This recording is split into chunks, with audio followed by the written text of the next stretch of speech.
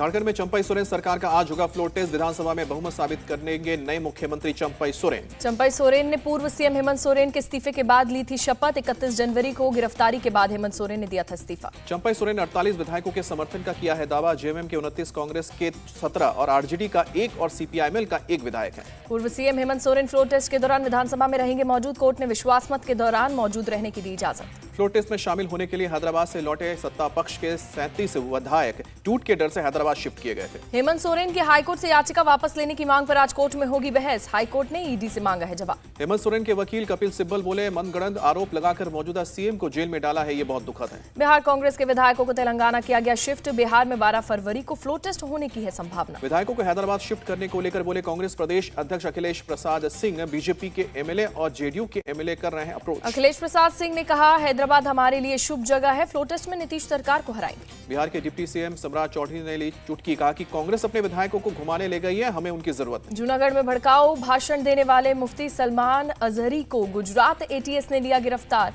मौलाना को मुंबई के घाटकोपर से हिरासत में लिया गया। मुंबई के कोर्ट ने मुफ्ती सलमान अजहरी को 2 दिन की ट्रांजिट रिमांड पर भेजा है। जांच के लिए गुजरात एटीएस जूनागढ़ ले गई है। मौलाना को हिरासत में लेने के विरोध में उसके समर्थकों ने किया हंगामा। थाने का घेराव कर की नारेबाजी। काफी मशक्कत के बाद कराया गया शांत। मौलाना के समर्थकों को काबू में करने के लिए पुलिस को करना पड़ा हल्का बल प्रयोग। पुलिस ने माइक के जरिए कानूनी कार्रवाई की चेतावनी दी। मौलाना ने भी माइक से अपने समर्थकों को संबोधित किया। कानून हाथ में नहीं लेने और सड़क खाली करने की अपील की। पीएम मोदी का आज लोकसभा में होगा संबोधन। राष्ट्रपति के अभिभाषण पर धन्यवाद प्रस्ताव पर हुई चर्चा का देंगे जवाब। लोकसभा में शाम 5 बजे के करीब हो सकता है पीएम का भाषण। सरकार की उपलब्धियां और प्राथमिकता बताने के साथ विपक्ष पर कर सकते हैं कड़ा प्रहार। बीजेपी ने लोकसभा के अपने सभी सांसदों के लिए जारी किया व्हिप। सदन में मौजूद रहने के लिए कहा। कांग्रेस नेता राहुल गांधी की भारत जोड़ो न्याय यात्रा आज पहुंचेगी रांची। वहां जनसभा को संबोधित करेंगे राहुल। उसके बाद झारखंड के खूंटी जाएंगे।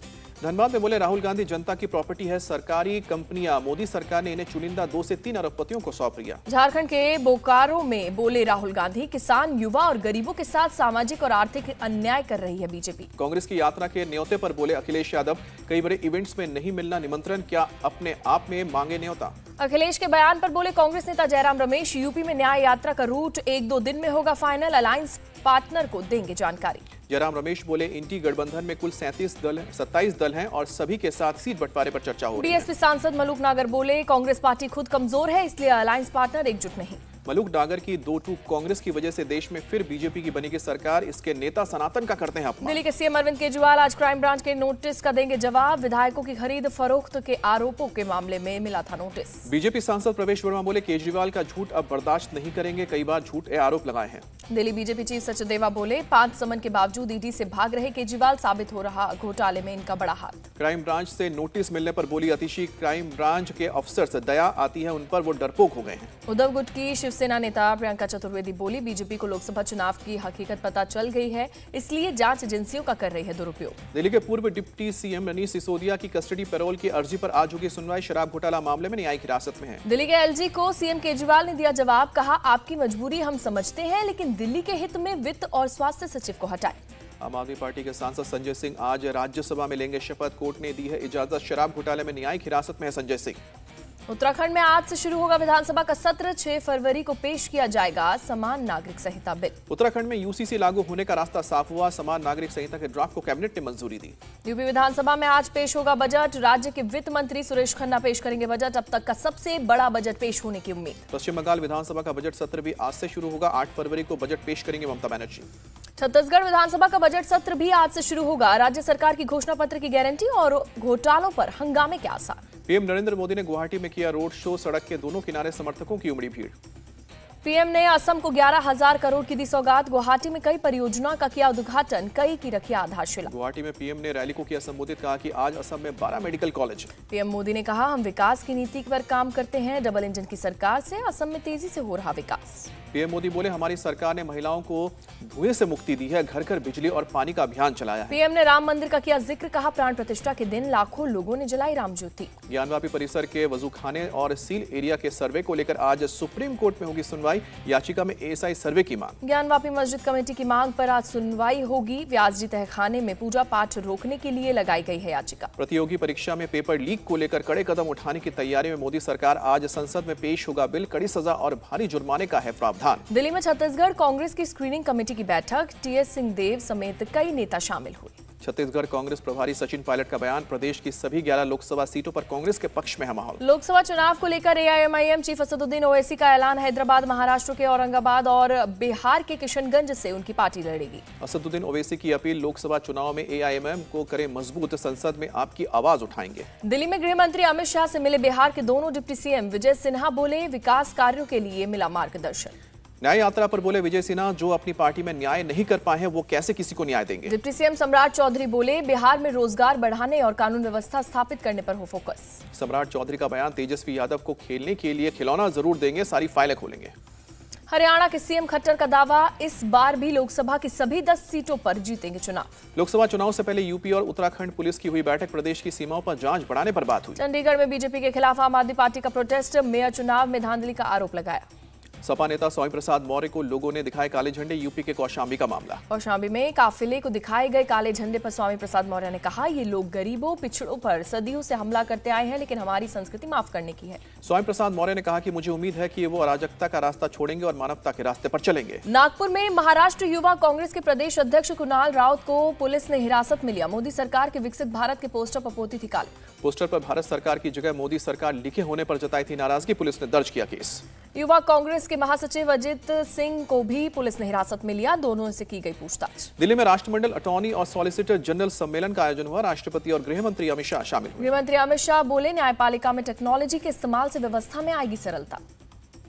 पटना के मेदांता हॉस्पिटल में सीएम नीतीश ने कैंसर वार्ड का उद्घाटन किया, मशीनों का भी शुभारंभ हुआ। दिल्ली के किरारी में सीएम अरविंद केजरीवाल ने स्कूल की नई बिल्डिंग की रखी आधारशिला, कहा स्कूल और हॉस्पिटल पर बजट का 40% खर्च करते हैं। सीएम केजरीवाल ने बीजेपी पर निशाना साधा, कहा कि मुझे जेल में भी डाल देंगे तो भी दिल्ली में स्कूल, हॉस्पिटल और मोहल्ला क्लिनिक बनेंगे। प्रोग्राम में सीएम अरविंद केजरीवाल के खिलाफ हुई हूटिंग, केजरीवाल बोले हमारे प्रोग्राम में पहुंचकर विपक्षी दल के लोग ऐसे ही करते हैं। लखनऊ के मलिहाबाद में ट्रिपल मर्डर का मामला, पुलिस ने आरोपी पिता पुत्र लल्लन खान और फराज को पकड़ा। बंगाल में मालदा में छात्र की हत्या का मामला, टीएमसी प्रवक्ता कुणाल घोष बोले इसका राजनीति से कोई लेना देना नहीं है। पंजाब पुलिस ने गोल्डी बरार के 3 गुर्गों को पकड़ा, चंडीगढ़ में फायरिंग की घटना में शामिल थे। मुंबई एयरपोर्ट पर कस्टम की कार्रवाई, दोहा से आए यात्री से गोल्ड वायर और सोने का चेन पकड़ा गया। मुंबई एयरपोर्ट पर कस्टम विभाग ने दुबई से भी आए यात्री को पकड़ा, 24 कैरेट का गोल्ड डस्ट बरामद किया। गंगोत्री धाम में हुई भारी बर्फबारी, बर्फ की परतों से ढका गंगोत्री मंदिर और उसका परिसर। उत्तराखंड का famous snow sports spot Auli बर्फ से ढका, पर्यटकों के पहुंचने का सिलसिला शुरू। हिमाचल के रोहतांग में भारी बर्फबारी, चारों तरफ दिखी बर्फ ही बर्फ। जम्मू कश्मीर के गांदरबल में बीआरओ का एक्शन, गगनगीर से सोनमर्ग के बीच बर्फ हटाने में जुटे। जम्मू कश्मीर के पुंछ में हुई भारी बर्फबारी, चारों तरफ दिखी बर्फ ही बर्फ। जम्मू कश्मीर के गुलमर्ग में भी हुई बर्फबारी, ड्रोन कैमरे से कैद हुआ खूबसूरत नजारा। पूरा इलाका बर्फ की सफेद चादर से ढका हुआ, पेड़ों और घरों पर भी जमी बर्फ। करगिल में बर्फबारी से तापमान में गिरावट, बर्फ गिरने से सड़कें सफेद। लद्दाख में भारी बर्फबारी ने बढ़ाई मुसीबत, जोजिला पास NH44 पर आवाजाही बंद। सड़क से बर्फ हटाने का चलाया जा रहा है अभियान, बीआरओ की टीम मौके पर। दिल्ली के कई इलाकों में आज सुबह छाया घना कोहरा, विजिबिलिटी रही कम। दिल्ली में ठंड से फिलहाल राहत नहीं, लोग अलाव का ले रहे हैं सहारा। दिल्ली में ट्रेनों पर पड़ा कोहरे का असर, कई ट्रेनें देरी से चल रही। प्रयागराज में ठंड से लोग बेहाल है, लोग अलाव का सहारा ले रहे हैं। दिल्ली के सफदरजंग रेलवे स्टेशन से भी श्री रामायण यात्रा भारत गौरव डिलक्स ट्रेन रवाना, केंद्रीय मंत्री मीनाक्षी लेखी ने दिखाई हरी झंडी। नागपुर में आरएसएस की महिला सहयोगी संगठन राष्ट्र सेविका समिति का पथ संचालन हुआ, मकर संक्रमण उत्सव के तहत कार्यक्रम। जगह जगह पथ संचालन का किया गया स्वागत, कार्यक्रम में 500 से ज्यादा सेविकाओं ने लिया हिस्सा। रोमांचक मोड़ पर पहुंचा विशाखापट्टनम टेस्ट, दूसरी पारी में इंग्लैंड ने 1 विकेट पर 67 रन बनाए, 2 दिन का खेल बाकी। टीम इंडिया ने इंग्लैंड को जीत के लिए 399 रन का दिया टारगेट, इंग्लैंड को अब भी जीत के लिए 332 रन की जरूरत। भारत में अब तक सिर्फ एक बार चेज हुआ है 300 से ज्यादा रन का स्कोर, अगर इंग्लैंड जीतेगा तो टूटेगा 16 साल पुराना रिकॉर्ड। रोहित शर्मा फिर हुए फेल, 13 रन बनाकर आउट हुए यशस्वी जायसवाल, 17 रन बनाकर पवेलियन लौटे। एंडरसन की बॉल पर बोल्ड हुए रोहित शर्मा, स्टोक्स ने पीछे दौड़ते हुए पकड़ा डाइविंग कैच। रजत पाटीदार दहाई का आंकड़ा भी नहीं छू पाए, 9 रन बनाकर आउट हुए। भारत के लिए दूसरी पारी में शुभमन गिल ने 104 रन की पारी खेली, अक्षर पटेल ने 45 रन की पारी खेली। शानदार शतक जड़ने के बाद खुश नजर आए शुभमन, कहा तीसरे नंबर पर रन बनाना महत्वपूर्ण और संतोषजनक। इंग्लैंड के लिए टॉम हार्टल और रेहान अहमद ने की शानदार गेंदबाजी, हार्टल ने 4 और रेहान अहमद ने 3 विकेट लिए। दूसरे टेस्ट में इंग्लैंड को लगा बड़ा झटका, स्लिप में कैच पकड़ने के दौरान जो रूट हुए चोटिल। सिडनी वनडे में ऑस्ट्रेलिया ने वेस्टइंडीज को 83 रन से हराया, 3 मैचों की वनडे सीरीज पर 2-0 से कब्जा किया। शंकर महादेवन और तबला वादक जाकिर हुसैन ने जीता ग्रैमी अवार्ड, लॉस एंजलिस में 66वें ग्रैमी अवार्ड समारोह में मिला पुरस्कार।